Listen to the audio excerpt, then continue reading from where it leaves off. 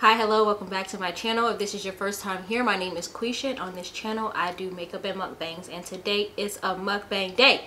Y'all, today I got some sushi on deck. We got some sake over here. I got some water. I got my soy sauce down here. So let me tell you real quick the kind of sushi that I got. This one right here is called Wasabi Crunch, and I believe it is shrimp. It looks like shrimp, cucumber, and avocado with the wasabi crunchies on top and sriracha mayo. I got a spicy salmon roll, which is raw, and then I also got a crunchy wasabi, which is also raw. And I believe this is crab, cucumber, and it looks like a little bit of tuna inside. And the spicy salmon just has salmon, cucumber, and rice with spicy mayo. So y'all, without further ado, let's get right into it because I am so hungry as usual. Let's see what's going on. What do I want first? Oh, let me have a little no, you know what? Let me eat first because I was going to take a sip of the sake first, but no, let me eat the food. Let me do this one first. This is the sriracha.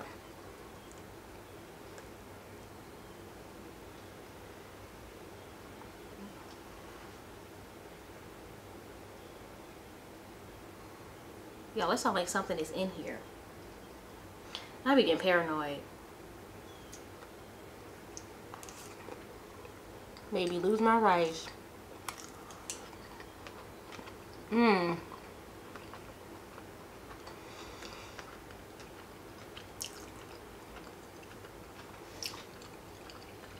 Yes. I know I haven't, sorry. I know I haven't done sushi in a while. I'm gonna try to do it more often because I really love sushi. I just don't want to be too repetitive. But if y'all don't care, I don't care. Okay? Because I love it.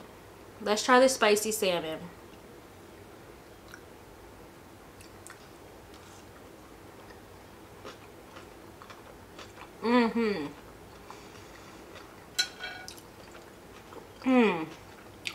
Very nice, plain and simple roll.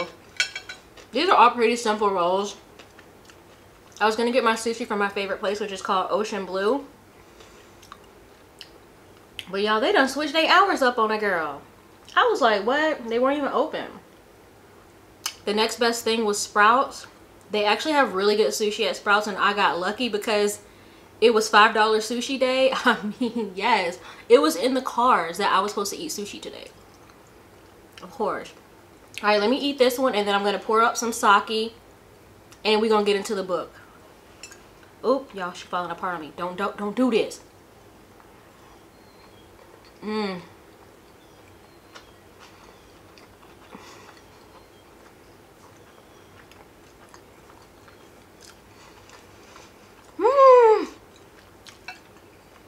If you have a Sprouts near you, go get their sushi. I'm not a big fan of grocery store sushi whatsoever. When I first started eating sushi, I got it from Publix, and I was like, the rice is too thick, it's not cooked right. It's all about the rice, if you ask me. So I got some sake. I've never had this one before. Let me know if you've had this, and if so, let me know what you think. And my boyfriend Mike made these sake cups. He also made this tray that my food is on. I'm gonna put his YouTube channel down below. He can make anything you want. He's very talented. So I'm going to put his stuff down below. So if you want to order these sake cups, or you want to order chopsticks, or a food board, or a cutting board, anything you want, most likely he can make it. So let's try this sushi. Oh, this is a cute little cup, but I'm going to use his cups. Supporting my man. Okay, it smells good. And I did chill this sake. Do y'all like y'all sushi? Do y'all like y'all sake warm or chilled? I prefer either one. It depends on what mood I'm in. Right now I was in a chilled sake kind of mood. Cheers.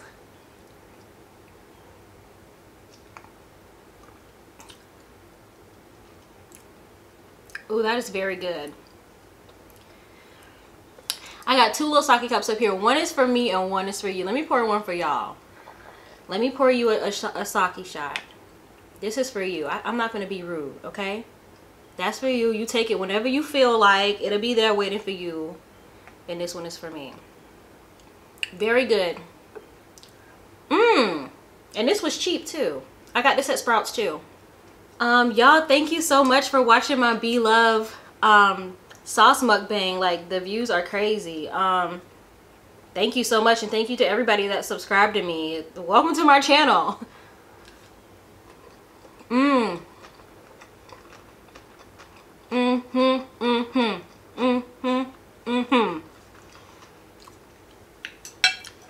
Y'all, I'm not gonna say I'm a weirdo, because I don't think I'm a weirdo. I'm me. I'm not a weirdo. I don't know why I keep moving around. I'm nervous. I'm not nervous. I'm like, first of all, I'm so hungry. That's my problem. Yeah, like I said in my last couple of mukbangs, I started moving around. I started dancing when I'm hungry and when I'm eating. So let me keep it together. All right, y'all, let's talk about the book, okay? Because that is why we are here. Or is it? Whatever. We're here to talk about the book today. Finally, I know it's been a couple of mukbangs, but y'all, they getting loose. They're getting loose. All right, so I read 5 chapters. I told y'all I thought they was gonna have some sort of sexual flip-flop. Now let me catch y'all up. If this is your first time in here, you don't know what the hell I'm talking about. I am talking about this book. It is called Truly Madly Guilty.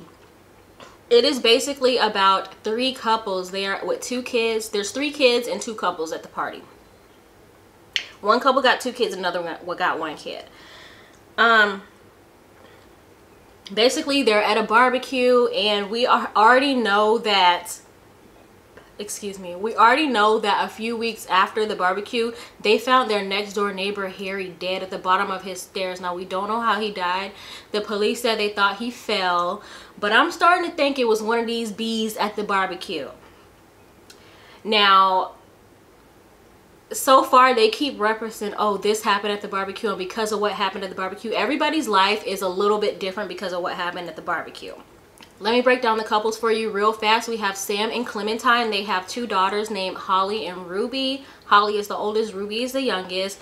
So far since the barbecue, they have definitely been having very tense marital situational issues. They aren't really talking to each other. They aren't sleeping in the same bed. From whatever happened at the barbecue, they are on the brim of freaking out. Vanderpump Rules. Boom. And then we have Erica and Oliver. Erica and Oliver are really good friends of Sam and Clementine. Clementine and Erica grew up together. Erica's mother is a hoarder, and from that, she has always been around Clementine's family because Clementine has a very normal life, and Erica just always wanted to be around that. So Erica and Oliver have been trying to have kids. They have done 11 rounds of IVF, in vitro fertilization. For those of you who don't know, it's where you take the egg and the sperm, and I'm not even going to get into exactly what IVF is, so I'm not going to act like exactly what I know, but I know it's like you take shots every day. The women have to take shots every day to help their body become more able to carry a baby, and then they implant the embryos into their body, and hopefully they get a baby. That is kind of what I think of what I know of IVF. I'm no expert, y'all. I'm not a doctor. Okay, so since they have been unsuccessful in IVF, and it is super expensive, anybody knows if you've been trying to have a baby. I have never even tried to have, but I know IVF is very expensive from, you know, things that I've seen on TV and, you know, personal people that I know that have tried to have, that have went through IVF. Basically, the day of the barbecue, Erica and Oliver, like literally right before they go across the street to the barbecue, they asked Clementine and Sam, like, oh, will you donate your eggs to Clementine? She was like, what? She was so taken aback. She didn't even know they were trying to have a baby. She didn't even know that Erica wanted kids.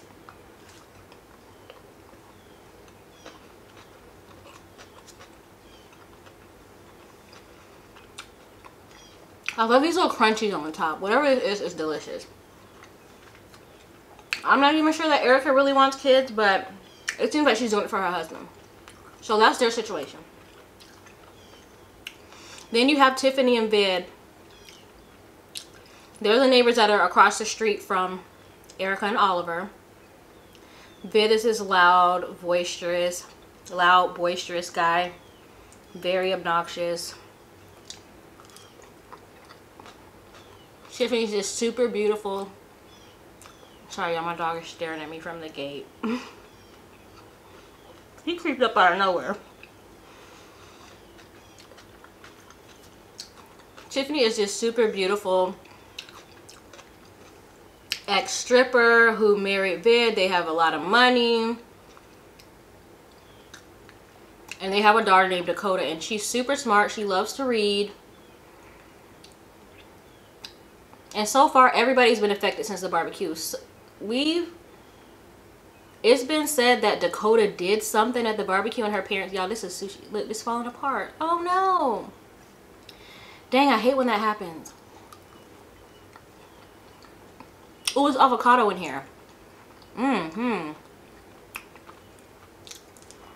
So Dakota basically said she did something wrong at the barbecue and her parents have forgiven her. She had a freak out. So that's where we are. We're just trying to figure out what's going on, what exactly happened at the barbecue, what actually happened to their neighbor Harry. And we just reading along, trying to get the tea and the drama. Yeah, I'm gonna give up on this roll because I done ate all the meat. Once the meat gone, I don't care.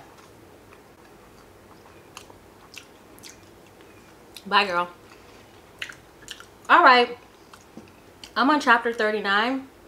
Let me have a little bit of sake to ease my mind.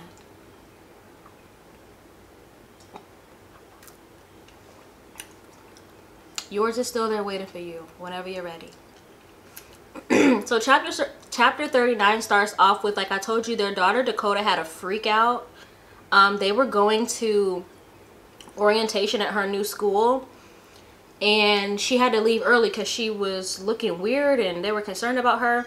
Now, she was supposed to go on her way to her new school, or her old school, first day, but they ended up letting her stay home because she freaked out. And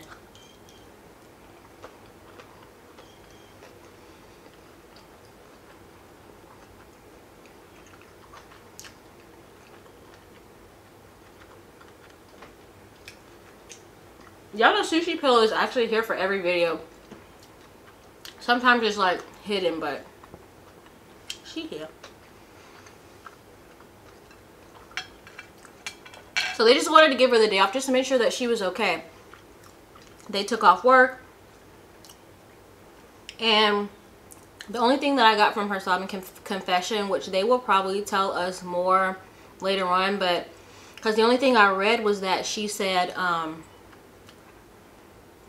because Vid was like, oh, you can take cello lessons at your new school and we can get Clementine to come teach you. And she was like, I don't want Clementine to come teach me. And they were like, why? She just like bust out crying. And she was like, because she hates me. They were like, what? She was like hyperventilating and everything.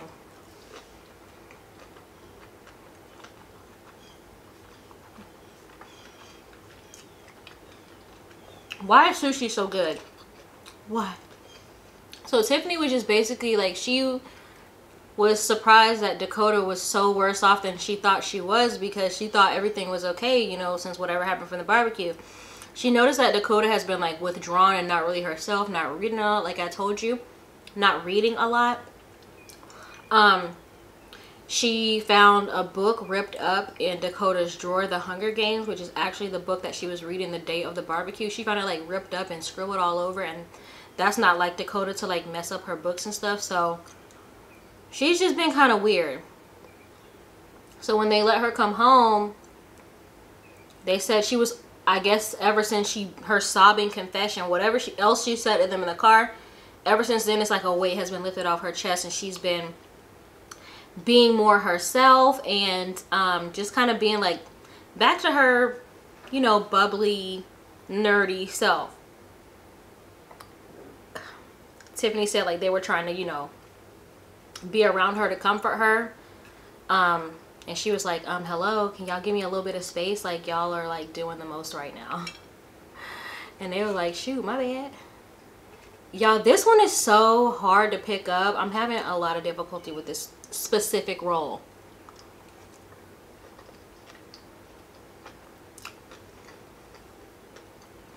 It's acting a food. I love the avocado in here. I love avocado. I love avocado so much. So, you know, they're just sitting at home, you know, Vid and Tiffany are spending time together, and Tiffany's like, ooh, like, I'm craving chocolate covered almonds. Now, Erica brought over chocolate covered almonds to the party, to the barbecue. And Tiffany wanted some of those almonds. So cool. She goes to get the almonds, and she can't get it open.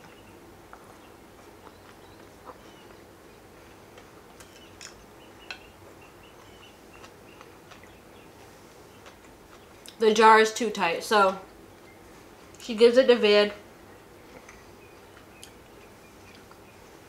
He's trying to open the jar, and he can't get the damn thing open either. He's like all upset. He's mad and frustrated. He's like, where do we get these from anyway? Like, why are they so hard to get into? And she was like, Erica brought them over, and his face did this like look like it was like they said his face shuddered, like, you know, he wasn't prepared to hear her name because of apparently what happened at the barbecue. And when he had that look on his face, Tiffany was like, that look on his face just showed me that he was really clearly not over what happened at the barbecue. He been like faking the funk this whole time. He really not over it. So she was like, so has Clementine called you back? Because Vid has been calling Clementine back and forth. Well, he's been calling her and she's not been answering the phone. He was like, no, she hasn't called me back. And Tiffany was like, well, have you left any messages? And he was like, no. So yeah, basically at the barbecue, Tiffany was really flirty with Sam, Clementine's husband, and Vid was really flirty with Clementine. They both had this crissy-cross, sexual, laughing and lying situation going on, and I am not here for it. I'm telling y'all. Anyway, I'm just ready to get to the real drama because y'all finna see. So he was like, no, she hasn't been responding to my calls. Haven't left any messages. Because they want Dakota to talk to Clementine so that Clementine can explain, like, no, I don't hate you. You know, to ease her mind, you know, because they saw her freak out in the car and they were like, she needs to talk to Clementine and hear it from, you know, like the horse's mouth. So that's why he's calling Clementine, but Clementine isn't answering the phone because apparently she thinks he wants something else.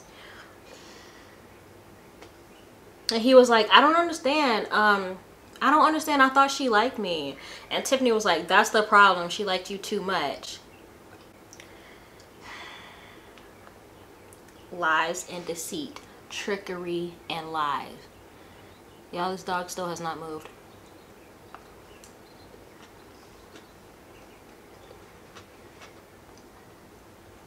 Bebopping and scatting. So he's like fighting with the jar. He's so mad. He like shook it real hard or like, you know, like jerked it or whatever. And it flew across the room and it splattered open. He was like, there you go. They're open. Boop. That's the end of that chapter. So they're clearly frustrated in whatever is going on. He's frustrated that Clementine isn't calling him back.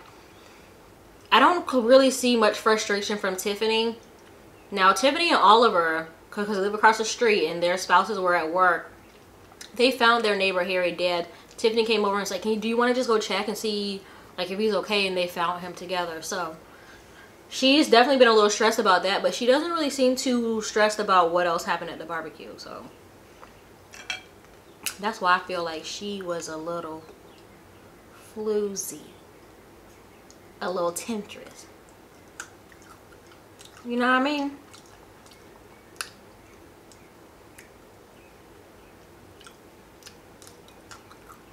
I'm just saying. So chapter 40 is back to the day of the barbecue. They keep flashing forward and backwards in this book, which I actually kind of like, because it gives you like a different perspective. You kind of get a little bit more insight as to what's really going on. So they're back to the day of the barbecue.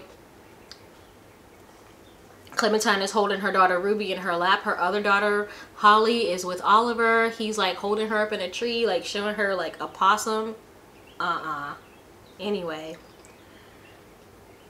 Clementine's like watching him and she was like, you know what, Oliver really would make a really good father. Like, and then she starts going to her head because when Erica asked her to donate her eggs, she was like repulsed. She was mad that she even asked her. Clementine basically feels like ever since they were little kids, Erica has constantly like wanted a piece of her life, wanted everything she has, which is kind of true. You know, Erica didn't have everything growing up. She didn't come from a nice family like Clementine. Her mom was a hoarder. She was constantly with Clementine's family, so I can definitely see that for sure. But she's looking at Oliver with her daughter and she's like, dang, he really would make a good father. Like, maybe I'm just being selfish. Like, everybody isn't as fortunate as me to be able, you know, to have kids. And this would be, you know, it would be something really good for them. So she's going back and forth in her head, contemplating. And like I said, she feels like Erica always wants like a piece of her. So we get this like little flashback. They do this. We kind of get these little glimpses into how they actually grew up and became friends.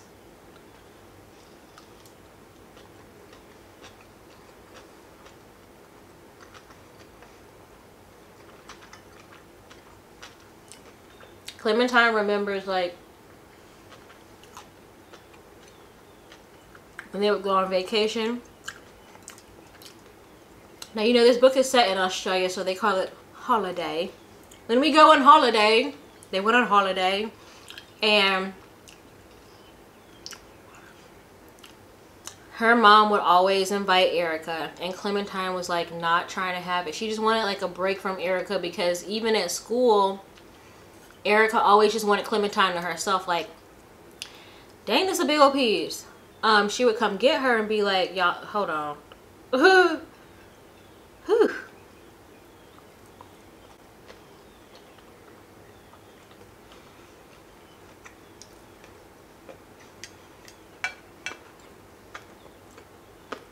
Erica would like come get her, like pull her aside and be like, you know,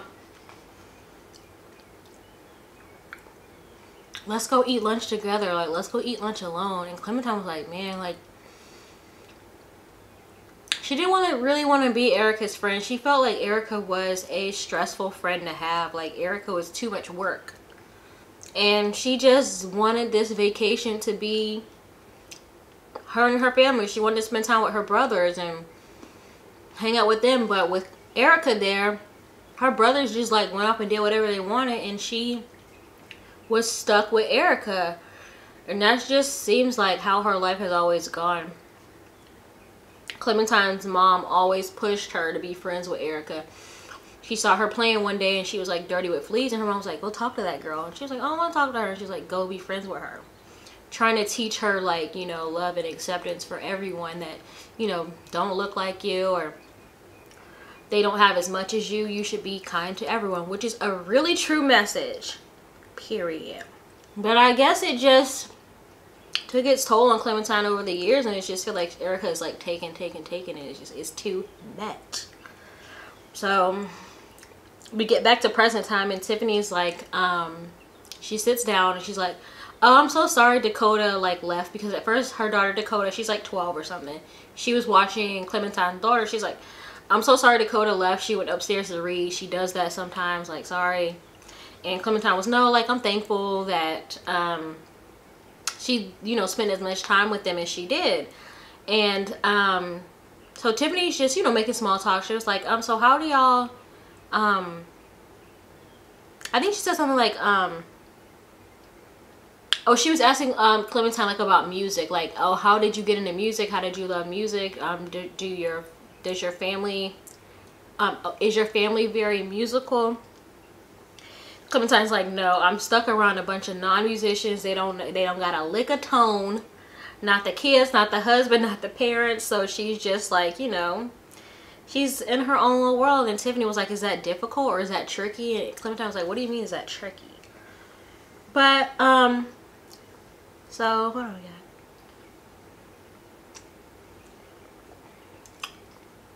Sake is such a interesting flavor. It has no flavor, but it has flavor at the same time. I don't know how to explain it. It's a very plain taste. I think people use it to clear their palate, like in between sushi rolls. I don't mind mixing the taste of my flavor of my rolls, but out of all the rolls, I think this one might be my favorite, the spicy salmon. I think it's because it's just simple, and I love just like a simple roll.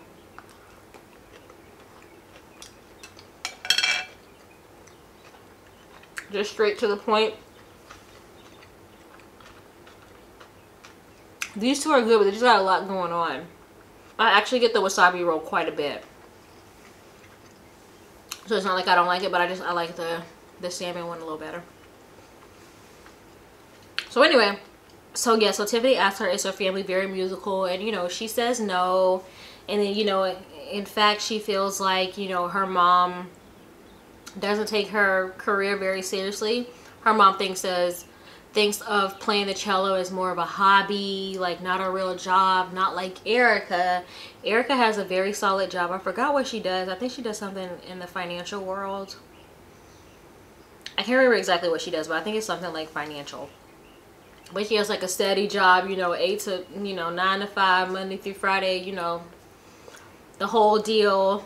And she says, you know, like when her mom talks to Erica about her job, she like perks up, she's enthusiastic. But when she talks to Clementine about her job, it's more like your little projects, that kind of situation. We all know how that can be. So then Erica, she's listening to this BS. They're all sitting at like a table, the 3 women. Erica's like listening. She sits up. Mind you, Erica is drunk and she never gets drunk. Okay, so they like, she's like, I remember the first time I heard. No, she was like, she popped up. She was like, you know, I was there the first time Clementine heard the cello. They was like, oh, for real? And then Clementine, you know, in her head launches into the story about how when they were kids, little kids in school, a mom came in and she played the cello for them, and Clementine said she had never heard something so beautiful. And she said that Erica was actually the person that encouraged her to ask her parents, you know, like, you should tell your parents you want to take cello lessons. And she thinks to herself like, oh, maybe if it wasn't for Erica, I would have never had the courage to actually ask my parents. Which might be true. So that's one thing she can thank Erica for, is giving her, you know, her love, her you know, her passion. So that's going on. And then Tiffany was like, oh, so you guys have been friends for a really long time, like for a lot of years. She's like, that's so amazing, you've been able to maintain a friendship for all these years. And Erica, you know, drunk in a mess, she's like, wait, hold on, y'all, what did she say? She said, Erica's parents, you know, her mom and her parents kind of adopted me because I didn't really have a good home environment. And she did a little quote around home environment.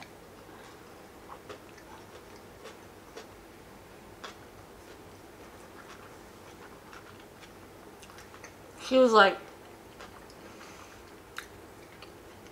you know, I would go to events and things with them. Then she said like something like a little slick. She was like, but I don't think, she's like, I don't really think Clement had a choice. She was like, right, Clementine? Yeah, that was the end of that chapter. Y'all, I'm starting to get full. I'm gonna have to save the rest of the book for my next mukbang. Cause y'all, you know how sushi do you. You'll feel full right now, and I bet you like in an hour or two I'll be hungry again. Y'all only hit 2 chapters. Oh Lord. I really don't want to drag on this book longer than I have to. It's like so many chapters, and I really am just like trying to hurry up and get through it, but I don't know, it's like it's hard to talk and eat at the same time. So I'm trying. In my next mukbang, I will talk about 5 chapters, okay? The next 5 chapters. You will see it in a couple of days, y'all. In the meantime, please enjoy this video. Please enjoy the rest of my mukbangs. Go back and hear the story so far so you can really get the full judge of what's going on, because it's a lot of interesting stories and a lot of background and a lot of sexual intrigue and a lot of lies and deceit. So that is what's going on so far in the book, y'all. Thank you so much for watching this video. If you liked it, please give me a big thumbs up, subscribe to my channel, share it with everyone you know. And that is it. But hold on, before we wrap it up, I noticed y'all didn't finish your sake, so I'm gonna go ahead and take a little sip for you, because we're not gonna be wasteful over here. That's what we're not gonna do. This is for you. Taste it with me.